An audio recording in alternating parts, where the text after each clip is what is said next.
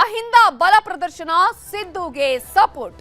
DK ವೈರಾಗ್ಯದ ಮಾತು, ತ್ಯಾಗವೋ ತಂತ್ರವೋ? ಸಚಿವ ಆಕಾಂಕ್ಷಿಗಳಲ್ಲಿ ಸಂಕ್ರಮಣದ suspense.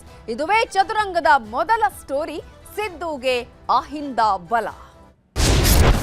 Siddaramaiah ಅವರೇ 28ವರೆಗೂ ಮುಖ್ಯಮಂತ್ರಿಯಾಗಿ ಮುಂದುವರಿದ್ದಾರೆ.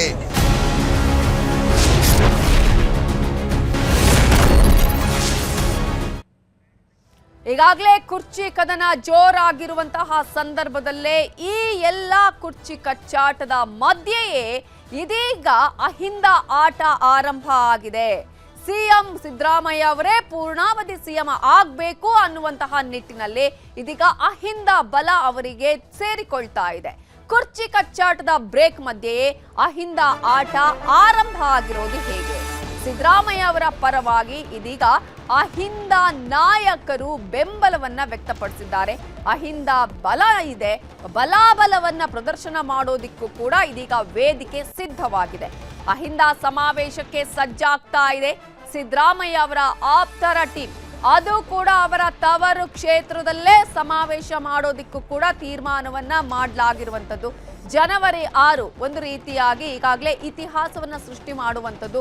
ಸುದೀರ್ಘ ಸಿಎಂ ಆಗಿದ್ದಾರೆ, ಆ ಒಂದು ದಾಖಲೆಯನ್ನ ಸೃಷ್ಟಿ ಮಾಡುವಂತಹ ಒಂದು ಕೆಲಸ ಕೂಡ ಸಿದ್ದರಾಮಯ್ಯ ಅವರಿಂದ ಆಗತ್ತೆ. ಆದ್ರೆ ಇಂತಹ ಸಂದರ್ಭದಲ್ಲೇ ಇದೀಗ ಕುರ್ಚಿ ಕದನ ಜೋರಾಗ್ತಾ ಇರುವ ಸಂದರ್ಭದಲ್ಲೇ ಸಿದ್ದರಾಮಯ್ಯ ಅವರಿಗೆ ಅಹಿಂದ ಬಲ ಸಿಗ್ತಾ ಇದೆ.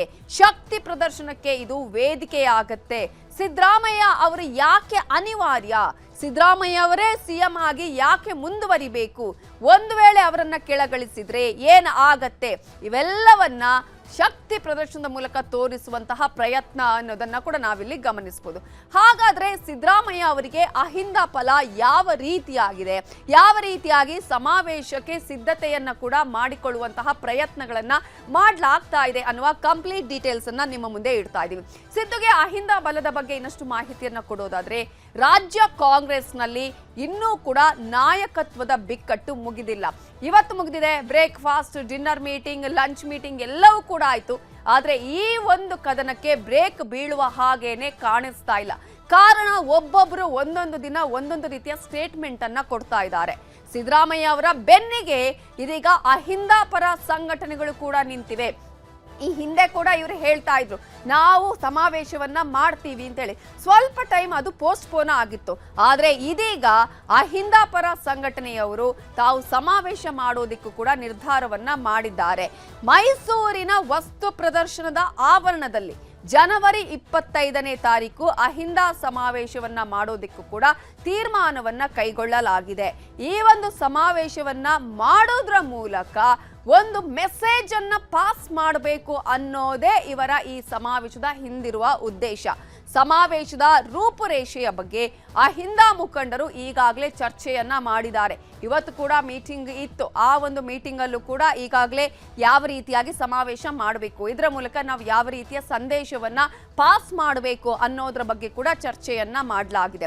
ಪ್ರಮುಖವಾಗಿ ಸಿಎಂ ಸಿದ್ದರಾಮಯ್ಯ ಅವರು ಪೂರ್ಣಾವಧಿ ಸಿಎಂ ಆಗಿರ್ಬೇಕು ಅನ್ನೋದೇ ಒನ್ ಲೈನ್ ಅಜೆಂಡಾ ಕೂಡ ಆಗಿರೋದನ್ನ ನಾವಿಲ್ಲಿ ಗಮನಿಸ್ತಾ ಇದ್ದೀವಿ. ಪ್ರಮುಖವಾಗಿ ಸಿದ್ದರಾಮಯ್ಯ ಅವರಿಗೆ ಈ ಹಿಂದೆ ಸರ್ಕಾರ ಬರೋದಿಕ್ಕೆ ಅಥವಾ ಅಧಿಕಾರ ಬರೋದಿಕ್ಕೆ ಅಹಿಂದ ಮತಗಳೇ ಪ್ರಮುಖ ಪಾತ್ರವನ್ನು ವಹಿಸಿದ್ದು, ನಿರ್ಣಾಯಕವಾಗಿರೋದು ಅವರ ಮತಗಳೇ ಅನ್ನುವಂತಹ ಹಿನ್ನೆಲೆಯಲ್ಲಿಯೇ ಇದೀಗ ಅಹಿಂದ ಬಲ ಸಿದ್ದರಾಮಯ್ಯ ಅವರ ಬೆನ್ನಿಗೆ ನಿಂತಿರುವಂಥದ್ದು. ಅಹಿಂದ ಬಲ ಪ್ರದರ್ಶನದ ಮೂಲಕ ಇದೀಗ ಹೈಕಮಾಂಡ್ಗೆ ಒಂದು ನೇರ ಸಂದೇಶವನ್ನ ಕೊಡಬೇಕು. ಈ ಹಿಂದೆ ಕೂಡ ಅವ್ರು ಹೇಳ್ತಾ ಇದ್ರು, ಸಿದ್ದರಾಮಯ್ಯ ಅವರನ್ನ ಏನಾದ್ರೂ ಕೆಳಗಿಳಿಸಿದ್ರೆ ಮುಂದೆ ಏನು ಪರಿಣಾಮ ಆಗತ್ತೆ ಅನ್ನೋದನ್ನ ನಾವು ಈಗಲೇ ಹೇಳೋದಿಲ್ಲ, ಅವರನ್ನ ಒಂದು ವೇಳೆ ಕೆಳಗಿಳಿಸುವ ಪ್ರಯತ್ನ ಮಾಡಿದ್ರೆ ಆಗ ತೋರಿಸ್ತೀವಿ ಅನ್ನೋದನ್ನ ಕೂಡ ಹೇಳಿದ್ರು. ಆದ್ರೆ ಇದೀಗ ಅವರನ್ನ ಕೆಳಗಿಳಿಸುವಂತಹ ಪ್ರಯತ್ನಗಳು ಏನಾದ್ರೂ ಆದ್ರೆ ಅದಕ್ಕಿಂತ ಮುಂಚಿತವಾಗಿಯೇ ಇದೀಗ ಈ ರೀತಿಯಾದಂತಹ ಒಂದು ಸಮಾವೇಶವನ್ನ ಮಾಡುವಂತಹ ಸಿದ್ಧತೆಗಳು ನಡೀತಾ ಇದೆ. ಸಿಎಂ ಸಿದ್ದರಾಮಯ್ಯ ಅವರು ಮಾಸ್ ಲೀಡರ್ ಅನ್ನುವಂತಹ ಒಂದು ಮೆಸೇಜ್ ಅನ್ನ ಪಾಸ್ ಮಾಡೋದಕ್ಕೆ ಅಹಿಂದ ಸಮಾವೇಶವನ್ನ ಮಾಡಲಾಗ್ತದೆ. ಈ ಹಿಂದೆ ಕೂಡ ಅಹಿಂದ ಸಮಾವೇಶ ಆಗಿರೋದನ್ನ ನಾವು ಗಮನಿಸಿದ್ವಿ. ಜೊತೆಗೆ ಸಿದ್ದರಾಮೋತ್ಸವ ಆಗಿದ್ದನ್ನ ಕೂಡ ನಾವು ಗಮನಿಸಿದ್ವಿ. ಅವೆಲ್ಲವೂ ಕೂಡ ಶಕ್ತಿ ಪ್ರದರ್ಶನದ ಭಾಗವೇ. ಇದೀಗ ಮತ್ತೊಂದು ಭಾಗ ಅಂತ ಹೇಳಿದ್ರೆ ಈ ಒಂದು ಅಹಿಂದ ಸಮಾವೇಶವನ್ನ ಜನವರಿ 25ನೇ ತಾರೀಕು ಮೈಸೂರಿನಲ್ಲೇ ಮಾಡೋದಕ್ಕೆ ತೀರ್ಮಾನವನ್ನ ಕೈಗೊಂಡಿರೋದು. ಸಿದ್ದರಾಮಯ್ಯ ರಾಜ್ಯಕ್ಕೆ ಎಷ್ಟು ಅನಿವಾರ್ಯ ಅನ್ನೋದರ ಮನವರಿಕೆಯನ್ನ ಮಾಡೋದಕ್ಕೋಸ್ಕರ ಈ ಒಂದು ಸಮಾವೇಶವನ್ನ ನಾವು ಮಾಡ್ತಾ ಇದ್ದೀವಿ ಅಂತ ಅಹಿಂದ ಸಂಘಟನೆಯವರು ಹೇಳ್ತಾ ಇದ್ದಾರೆ. ಕಾರಣ ಈಗಾಗಲೇ ಸಿದ್ದರಾಮಯ್ಯ ಅವರಿಂದಲೇ ಅನ್ನುವಂತಹ ವಿಚಾರವನ್ನ ಹೈಕಮಾಂಡ್ಗೆ ತಿಳಿಸಬೇಕು ಅನ್ನುವಂತಹ ಪ್ರಯತ್ನಗಳು, ಆ ಮೆಸೇಜ್ ಅನ್ನ ಪಾಸ್ ಮಾಡಬೇಕು ಅನ್ನುವಂತಹ ನಿಟ್ಟಿನಲ್ಲಿ ಈ ಸಮಾವೇಶವನ್ನ ಕೈಗೊಳ್ಳಲಾಗಿದೆ. ಯಾವುದೇ ಕಾರಣಕ್ಕೂ ಸಿದ್ದರಾಮಯ್ಯ ಅವರನ್ನ ಅಧಿಕಾರದಿಂದ ಕೆಳಗಿಳಿಸಬಾರದು ಅನ್ನುವಂತಹ ಒತ್ತಡ ಎರಡೂ ಕೂಡ ಈ ಸಮಾವೇಶದಿಂದ ನಡೆಯುತ್ತೆ. ಇಂತಹ ಸಂದರ್ಭದಲ್ಲಿ ಈಗಾಗಲೇ ಅಹಿಂದ ಮುಖಂಡರು ಸಮಾವೇಶದ ಬಗ್ಗೆ ಸಿದ್ಧತೆಗಳನ್ನ ಮಾಡ್ಕೊಳ್ತಿದ್ದಾರೆ, ರೂಪರೇಷೆಗಳನ್ನ ಹಮ್ಮಿಕೊಂಡಿದ್ದಾರೆ. ಹಾಗಾದ್ರೆ ಇದೇ ವಿಚಾರಕ್ಕೆ ಸಂಬಂಧಪಟ್ಟ ಹಾಗೆ ಅಹಿಂದ ಮುಖಂಡರಾಗಿರುವಂತಹ ಶಿವರಾಮು ಏನು ಹೇಳಿದ್ದಾರೆ ನೋಡೋಣ. ನಮ್ಮೆಲ್ಲ ಕಲಾ ಸಮುದಾಯಗಳಿಗೆ ತಂದೆ ಸ್ಥಾನ ಇರುವಂತರು ಸಿದ್ದರಾಮಯ್ಯ ಅವರು ಇವತ್ತು ಮುಖ್ಯಮಂತ್ರಿ ಹುದ್ದೆ ಕುರ್ಚಿಯ ವಿಚಾರವಾಗಿ ಬಹಳಷ್ಟು ಗೊಂದಲ, ವಿವಾದವನ್ನ ಕರ್ನಾಟಕ ರಾಜ್ಯದಲ್ಲಿ ಆಗ್ತಾ ಇದೆ. ಇದರಿಂದ ಏನ್ ಕಾಂಗ್ರೆಸ್ ಪಕ್ಷದ ಬೆನ್ನೆಲುಬು ಅಹಿಂದ ಸಮುದಾಯಗಳು, ಇಡೀ ದೇಶದಲ್ಲಿ ಕಾಂಗ್ರೆಸ್ ಪಕ್ಷಕ್ಕೆ ಅಹಿಂದ ಸಮುದಾಯಗಳು ಬಹಳ ದೊಡ್ಡ ಮಟ್ಟದಲ್ಲಿ ಬೆಂಬಲಿಗರಾಗಿ ನಿಂತಿದ್ದಾರೆ ಅವತ್ತಿಂದ. ಸೊ ಈಗಾಗಲೇ ಅಹಿಂದ ಸಂಘಟನೆಯವರು ಹೇಳುವ ಪ್ರಕಾರ ಕಾಂಗ್ರೆಸ್ ಪಕ್ಷಕ್ಕೇನೆ ಅಹಿಂದ ಸಮುದಾಯದವರೇ ಒಂದು ಬೆನ್ನೆಲುಬು ಆಗಿರುವಂಥದ್ದು. ಇಂತಹ ಸಂದರ್ಭದಲ್ಲಿ ನಾವು ಸಮಾವೇಶ ಮಾಡಿದ್ರೆ ಒಂದು ನೇರ ಮೆಸೇಜ್ ಅನ್ನ ಪಾಸ್ ಮಾಡ್ತೀವಿ ಅನ್ನೋದನ್ನ ಕೂಡ ಹೇಳಿದ್ದಾರೆ. ಕೇವಲ ಅಹಿಂದ ಸಮುದಾಯದವರು ಮಾತ್ರ ಅಲ್ಲ, ಈಗಾಗಲೇ ಸಿದ್ದರಾಮಯ್ಯ ಅವರಿಗೆ ಕ್ಯಾಬಿನೆಟ್ ಬೆಂಬಲ ಕೂಡ ಸಿಗ್ತಾ ಇದೆ. ಅವರೇ ಕಂಟಿನ್ಯೂ ಆಗಬೇಕು ಅನ್ನುವಂತಹ ಒಂದು ಸಪೋರ್ಟ್ ಕೂಡ ಅವರಿಗೆ ಸಿಗ್ತಾ ಇರುವಂತದ್ದು. ಸಿದ್ದು 5 ವರ್ಷ ಸಿಎಂ ಅಂತ ಹೇಳಿ ಈಗಾಗಲೇ ಅನೇಕ ಸಚಿವರುಗಳು ಕೂಡ ಹೇಳ್ತಾ ಇದ್ದಾರೆ. ಸಿದ್ದು ಆಪ್ತ ಬಣದವರು ಹೇಳ್ತಾ ಇದ್ದಾರೆ, ಸಿದ್ದರಾಮಯ್ಯ ಸಿಎಂ ಆಗಿದ್ದಾರೆ, ಇನ್ನು ಮುಂದೆಯೂ ಕೂಡ ಆಗಿರ್ತಾರೆ, ಇದರಲ್ಲಿ ಯಾವುದೇ ರೀತಿಯಾದಂತಹ ಬದಲಾವಣೆ ಇಲ್ಲ, ಸಿದ್ದರಾಮಯ್ಯ ಅವರೇ ಕಂಟಿನ್ಯೂ ಆಗ್ತಾರೆ. 2028ರವರೆಗೂ ಸಿದ್ದರಾಮಯ್ಯ ಅವರು ಸಿಎಂ ಅಂತ ಹೇಳ್ತಾ ಇದ್ದಾರೆ. ಸಿದ್ದರಾಮಯ್ಯ ಅವರ ಆಪ್ತ ಬಣದವರು ಹಾಗೇನೆ ಸಚಿವರುಗಳು ಹೇಳಿಕೆಗಳನ್ನ ಕೊಡ್ತಾ ಇದ್ದಾರೆ. ಇದರಲ್ಲಿ ಯಾವುದೇ ರೀತಿಯ ಬದಲಾವಣೆ ಇಲ್ಲ. ಒಂದು ವೇಳೆ ಸಿದ್ದರಾಮಯ್ಯ ಅವರ ಬದಲಾವಣೆ ಆಗತ್ತಾ ಅನ್ನುವಂತಹ ಪ್ರಶ್ನೆಗೂ ಕೇಳಿದ್ರೆ ಬದಲಾವಣೆ ಅನ್ನೋದು ಸಾಧ್ಯವೇ ಇಲ್ಲ ಅಂತ ಹೇಳ್ತಾ ಇದ್ದಾರೆ. ಸಿದ್ದರಾಮಯ್ಯ ಆಪ್ತರು ಅದನ್ನು ಖಡಾಖಂಡಿತವಾಗಿ ಹೇಳ್ತಾ ಇದ್ದಾರೆ. 2028ರವರೆಗೂ ಯಾವುದೇ ಬದಲಾವಣೆ ಇಲ್ಲ, ಸಿಎಂ ವಿಚಾರಕ್ಕೆ ಸಿಎಂ ಕುರ್ಚಿ ಖಾಲಿ ಇಲ್ಲ ಅಂತ ಹೇಳಿ ಪದೇ ಪದೇ ಹೇಳಿಕೆಗಳನ್ನ ಕೊಡ್ತಾ ಇದ್ದಾರೆ. ಸಿದ್ದು ಆಪ್ತ ಬಣದಲ್ಲಿ ಗುರುತಿಸಿರುವಂತಹ ಸಚಿವ ಜಮೀರ್ ಅಹ್ಮದ್ ಖಾನ್ ಮಾತನಾಡಿದ್ದಾರೆ. ಈ ವಿಚಾರದಲ್ಲಿ ನೋಡೋಣ. ನವೆಂಬರ್ ಕ್ರಾಂತಿ ಆಯಿತು, ಈಗ ಡಿಸೆಂಬರ್ ಕ್ರಾಂತಿ ಆಯಿತು, ಈಗ ಸಂಕ್ರಾಂತಿ ಕ್ರಾಂತಿ ಅಂತಾರೆ. ಯಾವ ಕ್ರಾಂತಿನೂ ಇಲ್ಲ, ಏನೇನೂ ಇಲ್ಲ. ಸಿದ್ದರಾಮಯ್ಯ ಅವರೇ 28ವರೆಗೂ ಮುಖ್ಯಮಂತ್ರಿಯಾಗಿ ಮುಂದುವರಿತಾರೆ. ಈಗ ಸಿದ್ದರಾಮಯ್ಯನಿಗೆ ಬದಲಾವಣೆ ಮಾಡಬೇಕಾದ್ರೆ ನಮ್ಮಿಂದ ಯಾರಿಂದಲೂ ಸಾಧ್ಯ ಇಲ್ಲ.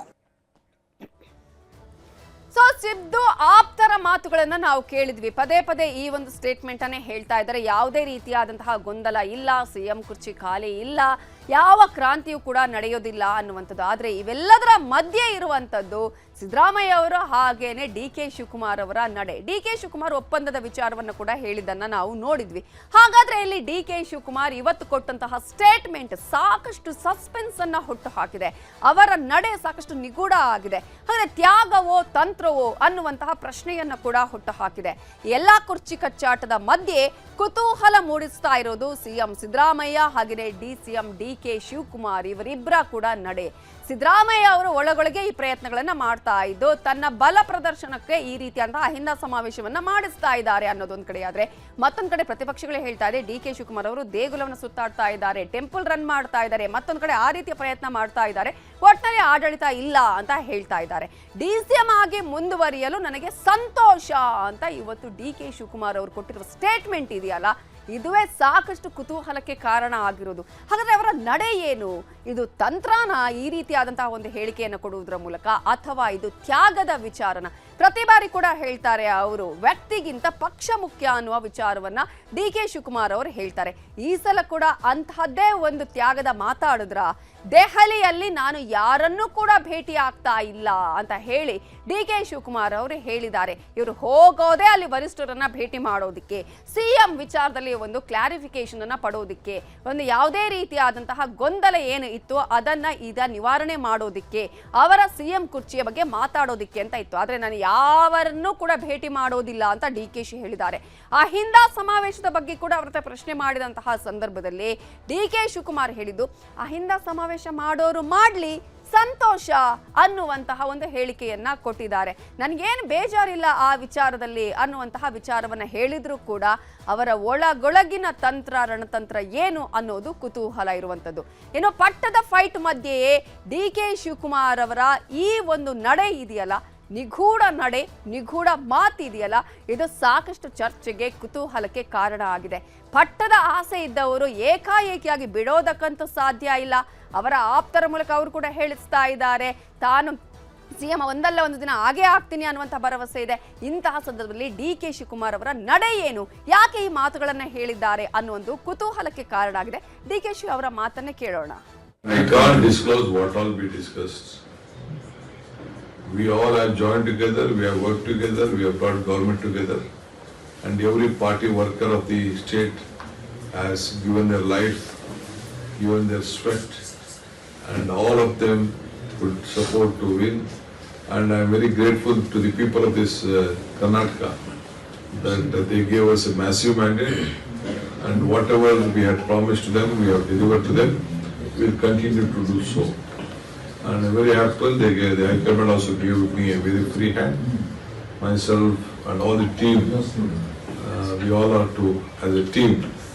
It is not only DK Shivakumar or Siddaramaiah. I am not meeting anyone.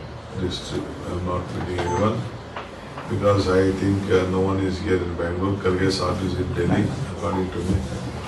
I think Raoji has come yesterday. I don't want to disturb him.